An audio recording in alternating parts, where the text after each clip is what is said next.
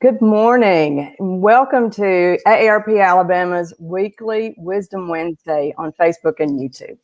I'm Ann Hales with AARP Alabama, and this series is designed to just provide you with a little knowledge of what's going on around our state and some history and other things about our state.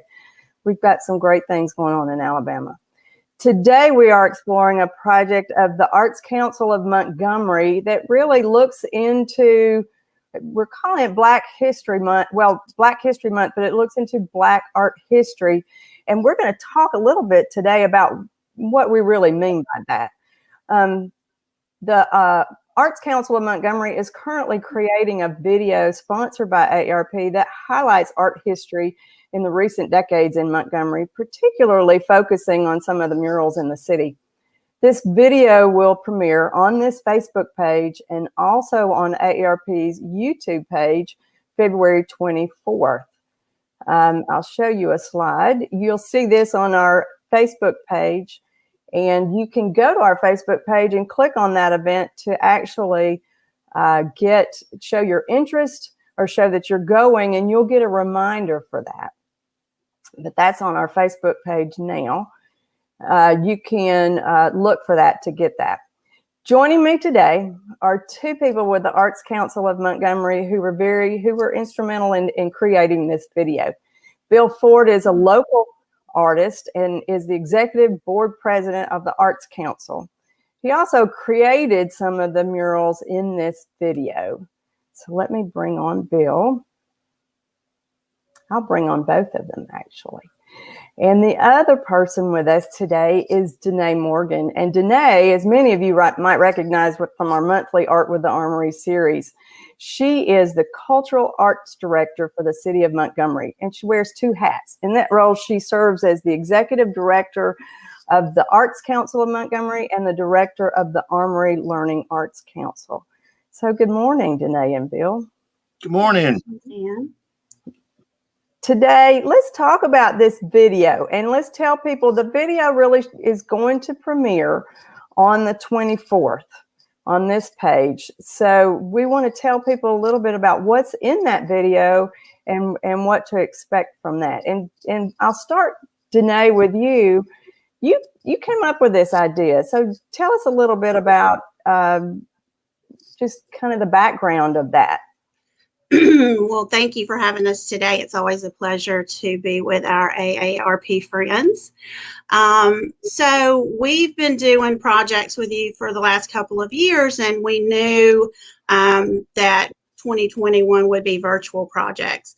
And so in brainstorming for this year's monthly project, thinking about February, of course, being Black History Month, I knew I wanted it to incorporate have a project that incorporated that. And so just kind of brainstorming, I was thinking about the wealth of public art in Montgomery. We are, in the last few years, we have been inundated with public art, particularly murals. And so I think a lot of people aren't aware of that. So I was thinking field trip. And a couple of years ago, I took my son during his spring break. We usually take a trip out of town, and we just decided, let's just stay local. Let's kind of have a staycation. And so he was studying Black history and Alabama history at that point. And so we just went around to the local tourist spots, basically. We went to the Rosa Parks Museum and EJI. We did several of those. And it was just so interesting to me as a local to actually experience those things that we take for granted. So thinking about the project, I was thinking field trip. And knowing it needed to be virtual because of the pandemic, it was like, how can we bring people in on a field trip with us? So it just started coming together in my head. I'm not really sure how those pieces all started coming together, but, we have a list of artists and teachers that we pull from. And so I was, going through that list trying to think who would be great at this. And Bill Ford and I have been work colleagues for 20 plus years. We're not that old really, but we've worked together for a long time, and friends. And so I've heard a lot of his personal stories and anecdotes over the years. And he, to me, not only is he a wonderful artist, and a lot of his art is historical. And so I started, thinking about Bill, and thinking about one of his stories has really impacted me. And I'm going to let him tell that story, but it is a story from when he was in the 6th grade and he was at St. Jude School, and he witnessed Martin Luther King's march from Selma to Montgomery. And he remembers that as a schoolboy. And he's told that story around me several times. And so to me, it was just a natural fit to ask Bill to do this project, first being the artist. And then he's lived the history here in Montgomery. You're going to be amazed with all of the different historical people that he has come in contact with through the years. And so he was just that natural fit. And we asked Bill. Of course, Bill's always very gracious and usually always says yes to any project we come up with. So we're super excited about his project, which is the documentary that you were referring to.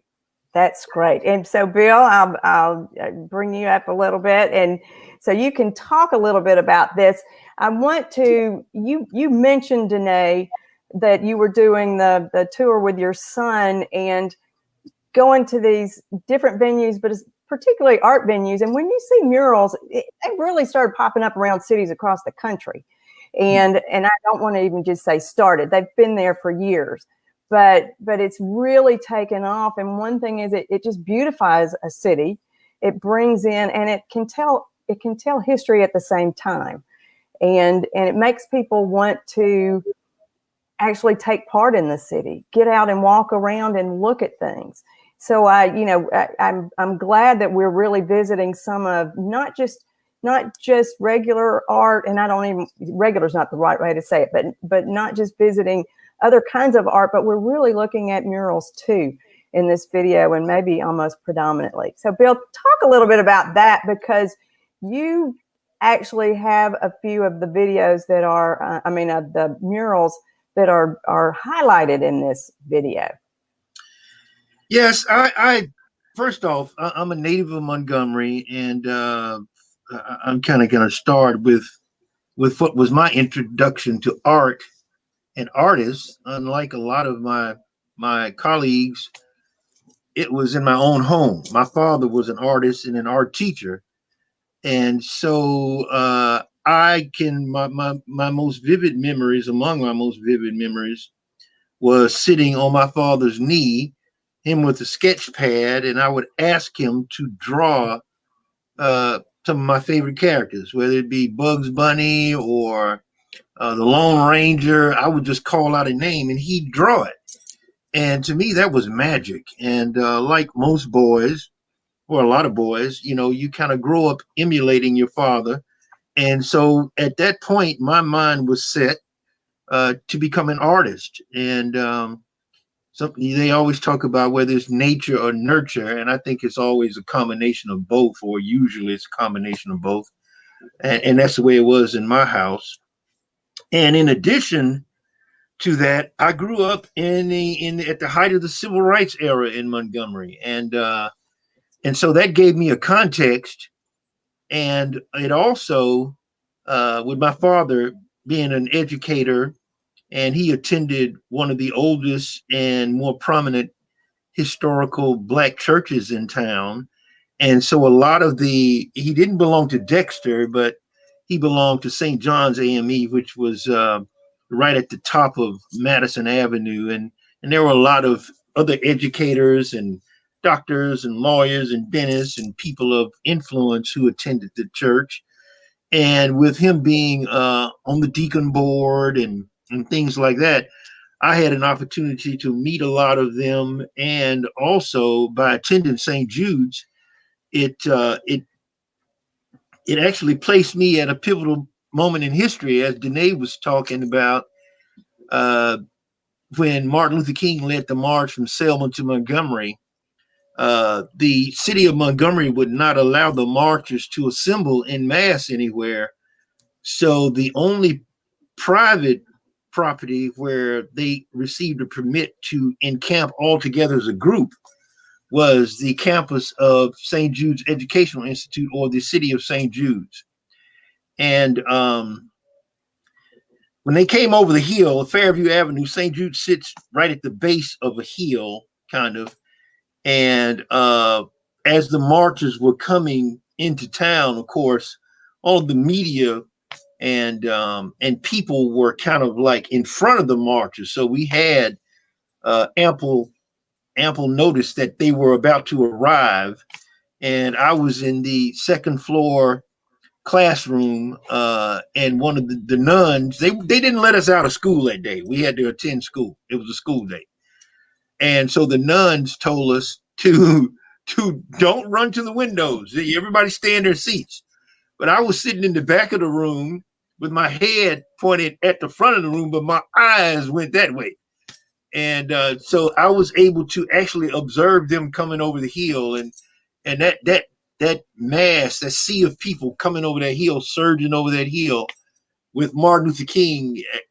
It looked like his forehead looked like Megamind. I mean, it was just so huge. I just like, wow, that's Martin Luther King. So those kind of memories, and growing up in that environment, ironically, my best friend, his dad was the last deacon ordained at Dexter by Martin Luther King, and he was Martin Luther King's best friend. So the night after Martin Luther King won the Nobel Peace Prize, Ray Pierre and I were in his front yard tossing a football around, and he just kind of casually mentioned Martin Luther King spent the night here last night. But I remember being, like, yeah, big deal. Be quiet, throw the ball, because when you're a kid, you try not to be impressed by anything your buddy says unless you can top it. And I couldn't top that. So I was like, oh, yeah, right. Throw the football. I see the Secret Service men at the end of the street. No big deal. But and that was just one of the many connections and people I had around me growing up that were years later, where I found out they were really important people in the civil rights movement. So that kind of always set my pattern for expressing myself as an artist. I saw Jacob Lawrence on the Today Show many years ago, and Brian Gumbel asked Jacob Lawrence, "Are you an artist or are you a storyteller?" And Jacob Lawrence said, "They're one and the same thing. It's the same thing. Art is supposed to tell a story. That adage about one picture can tell 1,000 words. I've always felt that good art, or art should provoke some kind of reaction in you, and a desire to learn more.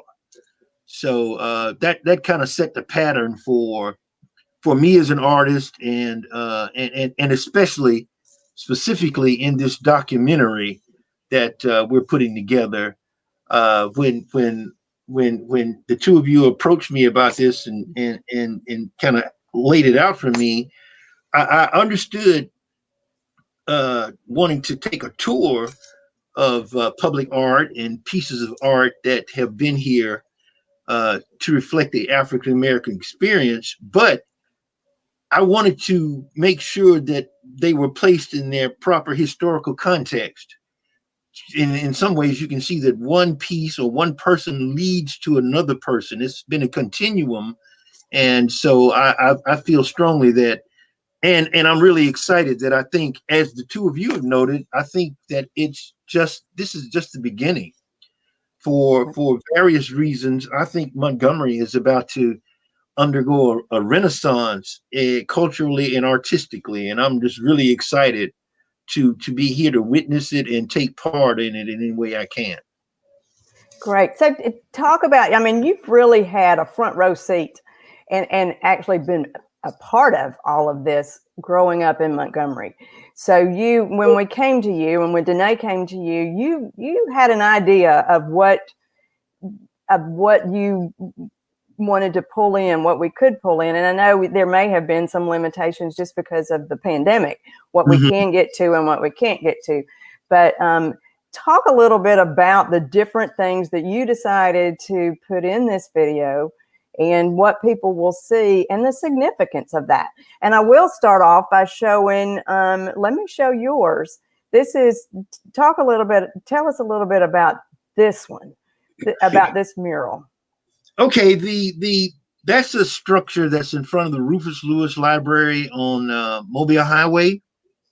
And on the opposite side of that are a series of murals that were done by a high school art class back in I think it was like 1990.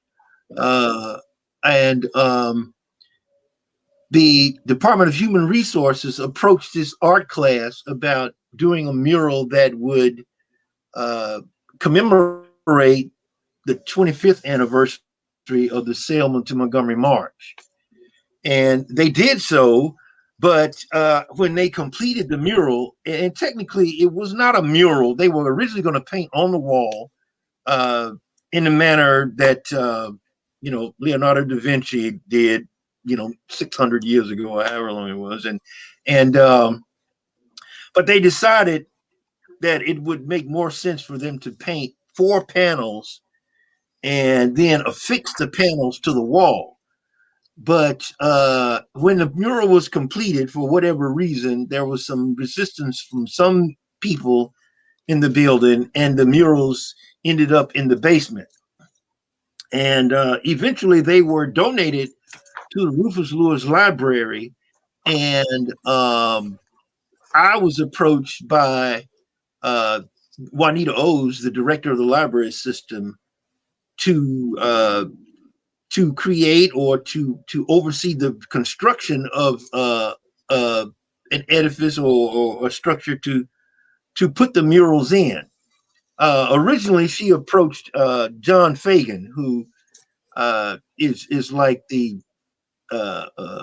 artist emeritus in Montgomery. He really, you'll see in this documentary that his name comes up repeatedly. And I met Mr. Fagan because he was the high school art teacher at Carver High back in the day, and my dad was a junior high school art teacher, and their classrooms were adjoined. So I've been knowing him since I was a little boy. And when Juanita O's approached him about overseeing the construction of that project, he referred her to me because he's in an advanced age now, and he was like, well, I'm kind of slowly retiring from stuff like that, but call Bill Ford.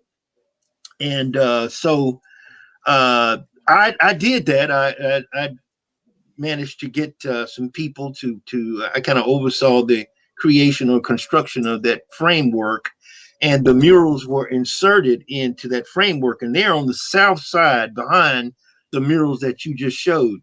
But 2 years later, she approached me because there was nothing on the north side, and she approached me about doing something to commemorate the 60th anniversary of the Selma to the Montgomery bus boycott, and also the 50th anniversary of the Selma to Montgomery March. But in doing so, I also wanted to include the image of our first president of color, Barack Hussein Obama, and his attendance of the 50th anniversary march, where he kind of symbolically led the marchers over the bridge. And so this particular mural, I think it tells a story. In the first panel, you see Martin Luther King standing next to a city bus. And in the subsequent panel, you see regular, ordinary people who just decided for a year that they were not going to take the city buses, and they walked, and a lot of them were women. The woman in the blue is Coretta Scott King, Reverend King's wife, and then there are maids and laborers and all these people, and also you can kind of see the first Uber drivers. I like to think of the local taxi cab armada and private car armada that ferried a lot of people to work for the whole year that they were not riding the buses. And then in the third panel, you have an image of the original marchers. And then, of course, in the fourth panel, you see Barack Obama giving his speech there at the base of the bridge and leading the marchers in a kind of a symbolic reenactment. And I just think that the panels really tell a story of how the citizens of Montgomery, the Black citizens of Montgomery, started walking, and through subsequent years, people continued to walk, and eventually got the Voting Rights Act passed, and by virtue of that Voting Rights Act, we ended up with the first president of color. And I also think it's significant and important that the citizens of Montgomery really showed the rest of the world how to do it. I mean, whenever you see people marching in a nonviolent resistance, they kind of got it from the citizens of Montgomery. It kind of has reverberated and created a wake that has gone around the world. I mean, in Arab Spring and Tiananmen Square, you see people in a nonviolent way facing down tanks. And so that whole message, even though Mahatma Gandhi, Martin Luther King was a student of Gandhi, the citizens of Montgomery showed that people united in a nonviolent way can really affect change. And that's always been to me a tremendously source of pride as a person who's born and raised in Montgomery, to have, in my lifetime, to have seen events that unfolded when I was a child bear fruit and continue to bear fruit and create change around the globe. And I think a lot of the art that you're going to show in this video will kind of depict that. Tell us again, that I don't think we have even said the name of the video, the title that we are using for the video, and then also tell us, we've looked at this mural, some of the other things that people can look forward to and seeing. Well, I started out and to me, this is all an awakening. And the title I chose for the documentary is Awakening the African American Art Experience in Montgomery. And because, as somebody who was steeped in the arts from childhood, and my dad being an artist, and my dad attending Alabama State, it always was really curious to me. I was always curious that the most prominent and renowned artists of color from the city of Montgomery are two untrained self-taught artists, and that being Bill Traylor and Mose T.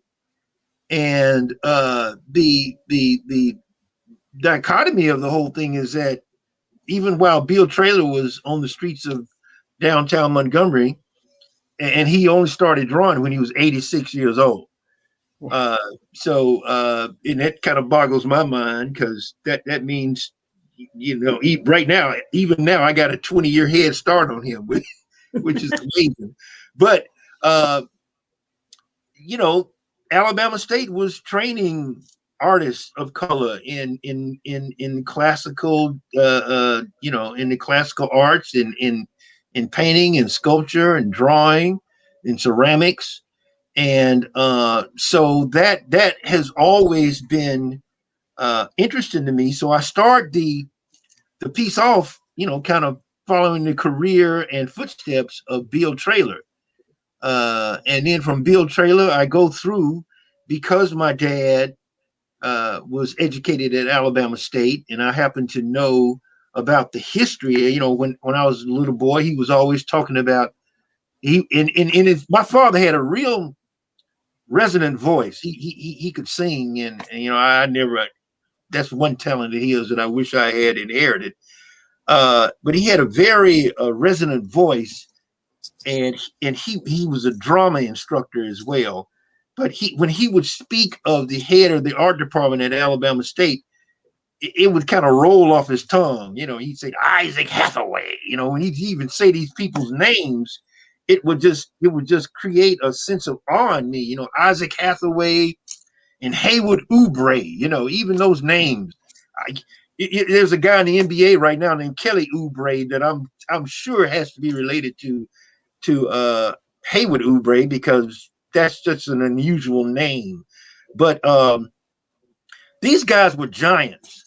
And even in talking to and being around Mr. Fagan, who my father and Mr. Fagan were classmates at ASU, they always, whenever they said Isaac Hathaway and Haywood Oubre, it was like young basketball players talk about Michael Jordan and Larry Bird or something. You know, I mean, you could hear the respect and the reverence that these people had, that they had for these giants. And so, in doing some history on that, I kind of placed them in their proper context, and then the pieces kind of go from Bill Traylor to exploring the genesis of the art department at Alabama State and some of the artists that they turned out, and then how those artists, including my father, started training other artists who came along. One of the pieces that's in the documentary is the murals at the Dexter Avenue King Memorial Baptist Church, which really was the first of its kind in the city. And it was created and, for the most part, executed by John Fagan, along with the assistance of his birth name was Carl McMullen, but eventually he became known and gained most of his notoriety under the nom de plume Fisho. And I was in school with him, and I mean, he went from Carl McMullen to Fitzhugh. I remember when he started calling himself Fitzhugh, Fitzhue, Fitzhugh. And we were like, okay, where did Fitzhugh come from? But, and then eventually Fitzhugh evolved into Fisho, Fisho, I think O-E, Fisho, Fisho. And just an incredibly talented guy. And when I was an art student at Alabama State, I was in school with some incredibly talented guys, and Fisho was one of them. And we were pretty cocky. We had ideas of how relevant we were as artists, but there were guys like Fred Coles and Ricky Cotton and Tatum, Larry Tatum, Fisho, Jimmy Clay Brooks. I mean, and just all these artists, and we all had our niches and things that we did well, but we all pretty much, it was unequivocal in that everybody knew that when it came to painting portraits, Fisho had no peer. He was incredible. He was an incredible portrait painter, and he was fast. He could do it quickly. And even years later in my career, I ended up as the art director at WSFA for a number of years, for a couple of decades. And at one point when they were having the Guy Hunt trial, the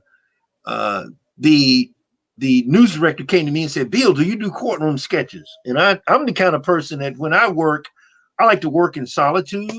You know, I have to have my music going, my lighting right. I have to have everything there to be creative, and to be able to sit up in a courtroom and block out every, you know, I'd be sitting in the courtroom trying to follow the trial instead of drawing.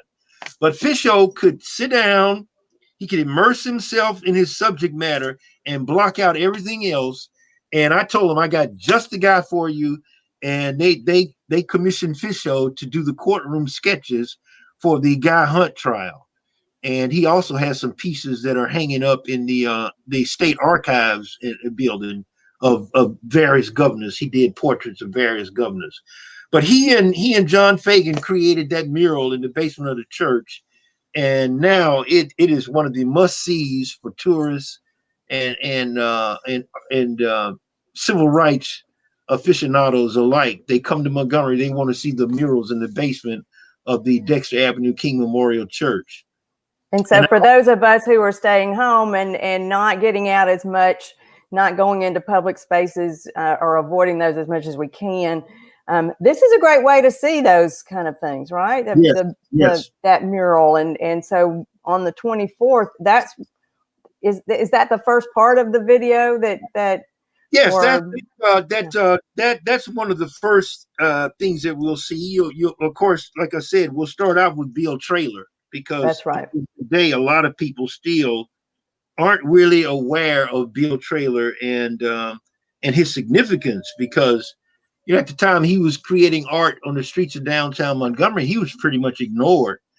Just like the scribblings of an old black man, But a local art teacher named Charles Shannon happened to come across him and saw his work and recognized the brilliance of it. And Yeah.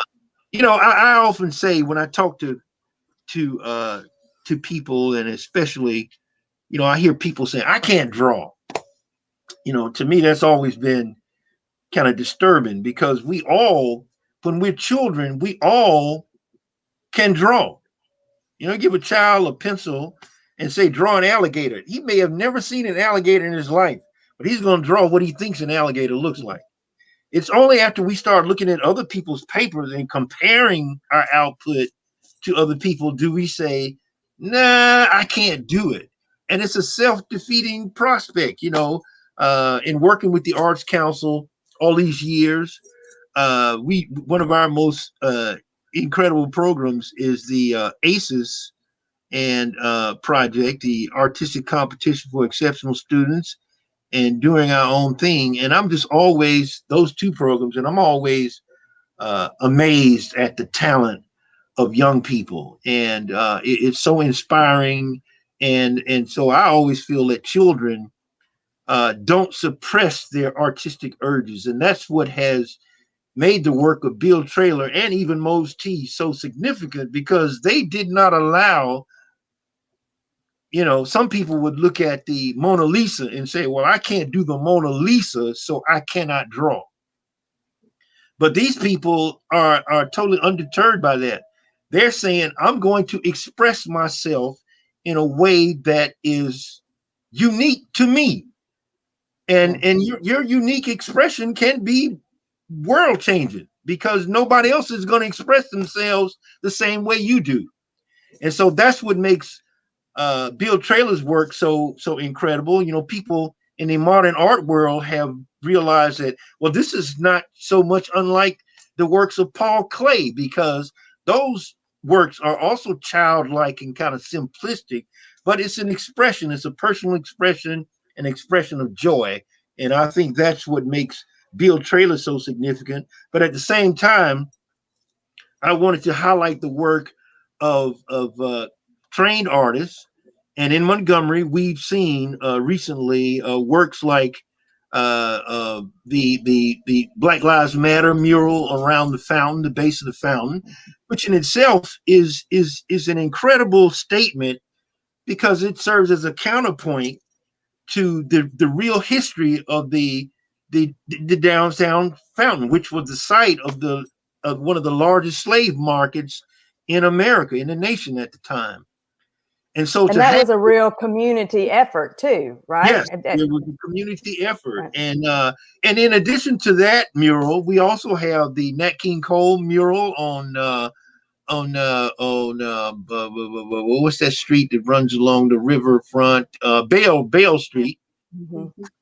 And that was something that when I was appointed to Mayor Todd Strange Public Art Commission years ago, and we had one of our first meetings, I wanted to make sure I expressed how disappointed I was that Nat King Cole, who was, when I found out Nat King Cole was born in Montgomery, yeah, it completely blew me away because my mom listened to Nat King Cole when we were coming up, and I always heard his voice, and it was just incredible, and an incredible artist.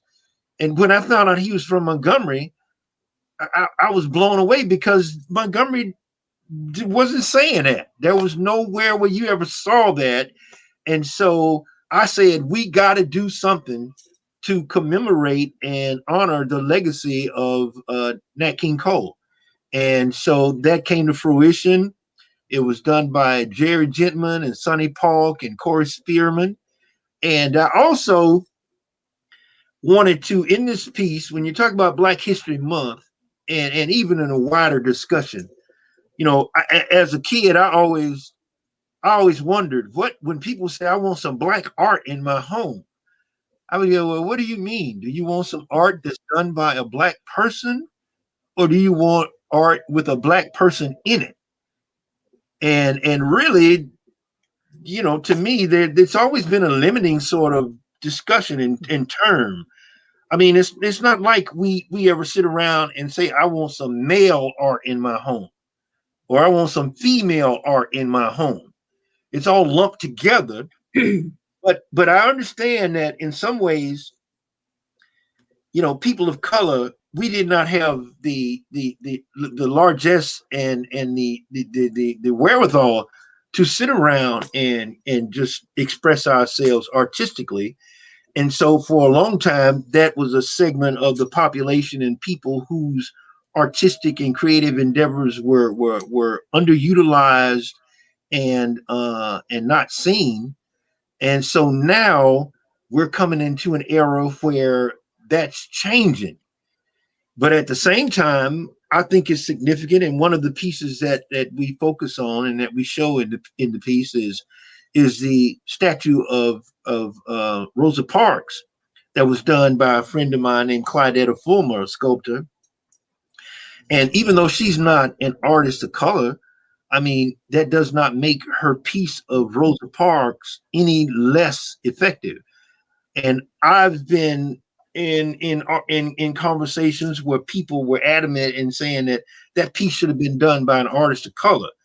And my point is, well, if we adopt that position, then that means me as an artist of color, I can only do people of color, which is limiting me in my expression.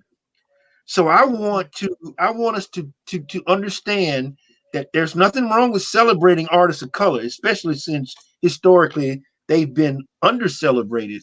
But at the same time, you know, art is art, music is music, you know, and if we understand that by celebrating the contributions and the creative endeavors of all people, it moves us further along as a society, and it helps bring us to an era when we can be everybody can be understanding that there. You know, I often tell people, you know, there's only one race. We have different ethnicities, but there's only one race, and it's the human race. And so I just think that that's a goal we should all strive for. But in doing that, I think it's significant. It would be unconscionable for me to talk about significant pieces of art in Montgomery that reflect and celebrate the African American experience, and I left out the Rosa Parks statue because it wasn't done by a person of color. To me, Right. that's another form of discrimination. I And think this you know, video, go ahead. Go ahead, Danae. Sorry. I was going to say it's made us sort of dig a little deeper and define those things, but you know, it just shows you that we're using those labels to define, and we need to get away from that. Using those labels to define and also restrict in some ways. Right. That's Exactly. that's the part that I don't like.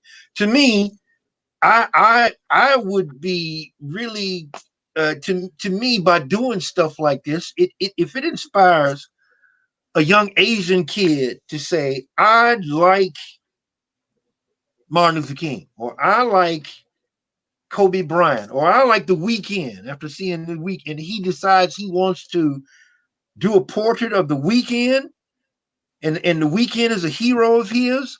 I think that's an admirable desire. So that's all I'm saying. You know, of course, being an artist of color, yeah, I want as much recognition and attention as I can get as an artist, because you know, I often, Danae can tell you this, in our judging situation, I always tell the high school and junior high school kids that come, I always tell them there are no losers in this competition. If you participated, you won. Because it takes a lot to expose your creative output to the slings and arrows of critics. But if you have the courage to do that, and to share something that's so personal, to critical analysis, then you've won, because you have not let your expressions go unheeded or unseen.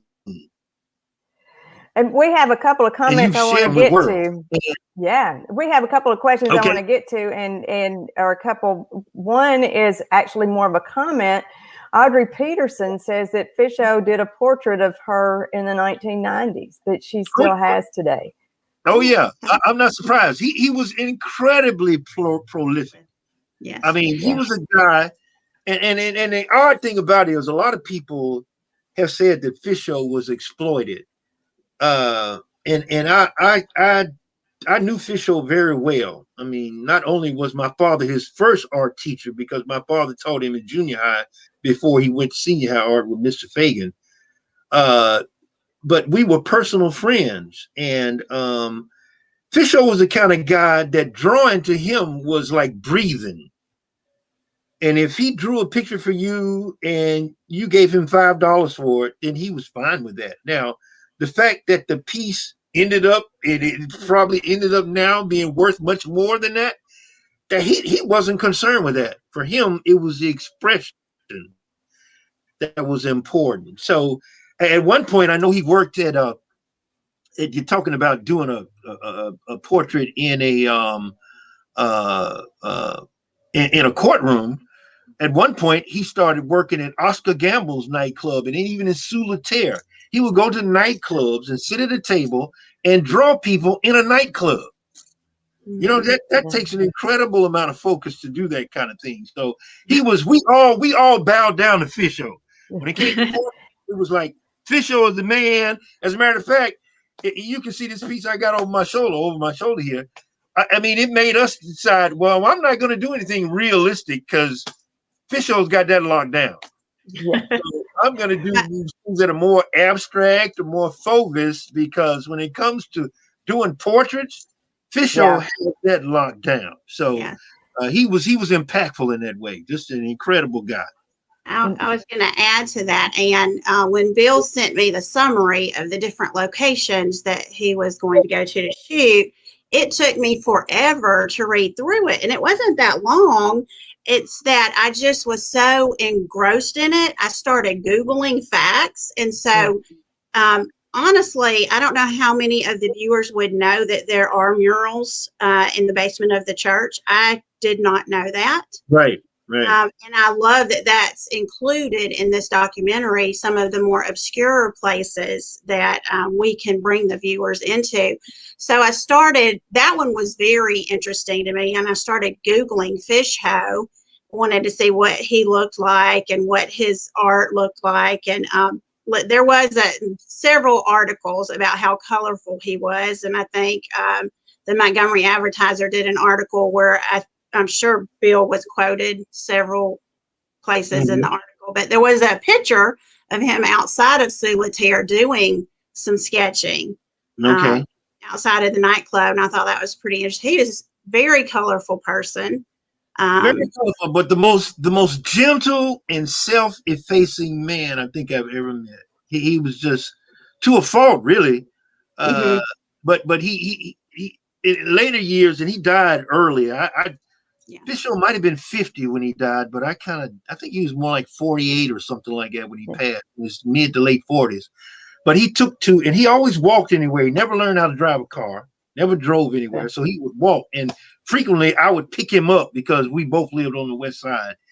And he took to walking around. He always wore overalls, and the pocket, the chest pocket, was just colored pencils and pens. He'd have a pencil behind his ear. And he spoke so softly and was just a kind soul. So I really cherish, what part of what I think, being a native of Montgomery and having lived here basically all my life, and my dad being an educator, and then even working here at WSFA for 30 years, I just have made friends with and witnessed a lot of things.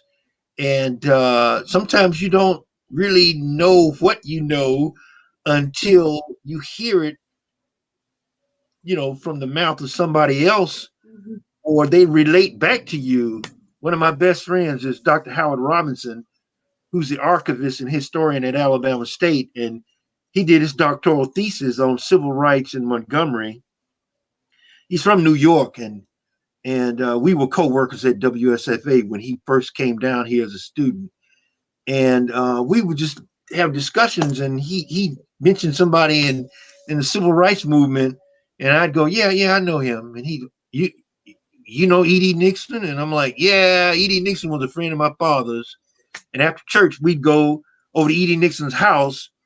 I got on my church clothes, I'm ready to go home, but my father, Edie Nixon was older than my father, and he was a mentor for my father. So my father would go by there, to pay his homage to him and check on him. And Edie would be sitting on the porch, griping and complaining. And I'm sitting there going, I'm ready to go home. Who is this old dude? I'm ready to go home. But later on, and finding out who Edie Nixon was and realizing that he actually had a legitimate gripe. So that's what the African American art experience in Montgomery. You can't be in Montgomery and as an artist and not have the civil rights movement shape your thought processes in some way, because this is the birthplace of civil rights. And so even now, we see the manifestations of that. And even people like Nat King Cole. Most people say, well, Nat King Cole is an entertainer and a singer. But Nat King Cole was his, being the first artist of color to host a national TV show. And then for him to have experience, even at the height of his popularity, he was attacked at a performance in Birmingham. So it's just hard to understand things of that nature without at some point wanting to comment on it visually. And that's what most of these pieces that you will see are expressions of that. One young guy, Milton Madison, did the piece that is down on, I think it's Montgomery Street. Are You Listening? Which was his response to the killing of George Floyd. But he also kind of bookmarked that with, a lot of people may remember, older people may remember the Bernard Whitehurst killing in Montgomery. And so he's got Bernard Whitehurst on one side, and then the other side, he's got Greg Gunn. And even Greg Gunn, it's tragic enough. I went to school with Greg Gunn at St. Jude's, and so it's almost like, in some ways, I kind of feel like I'm Zelig. I keep having a courtside seat to some things that end up being not just local history but national history. So, and the murals at the main library downtown that I did. I wanted to, because the murals are of events and people in the 200-year history of Montgomery who made a difference and made an impact nationally. And again, I couldn't do that and just include people of color. So I've got people like Tony Tennille, who some of my coworkers at WSFA who were a little older than me always told me, Tony Tennille's mom and dad owned a furniture store called Tennille's. They pronounced it Tennille's back in the day. And Tony would come, and they had a little commercial show that they ran on WSFA for their furniture company.